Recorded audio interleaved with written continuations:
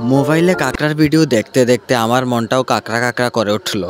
তারপর মানিব্যাগটা খুলে দেখলাম, এই যা, মাত্র 100 টাকা।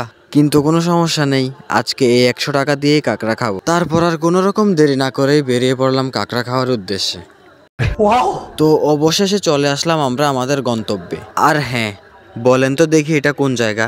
বলতে পারলে অবশ্যই কমেন্টে জানান।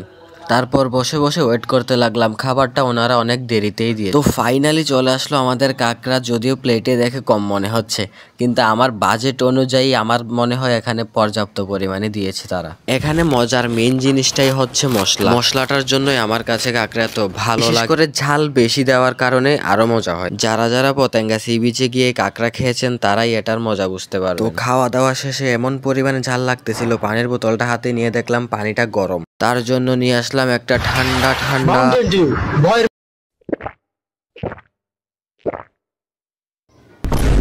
এই যা, আমার কাছে তো মাত্র 100 টাকা আছে। अब तू गया बेटा, अब तू गया देख।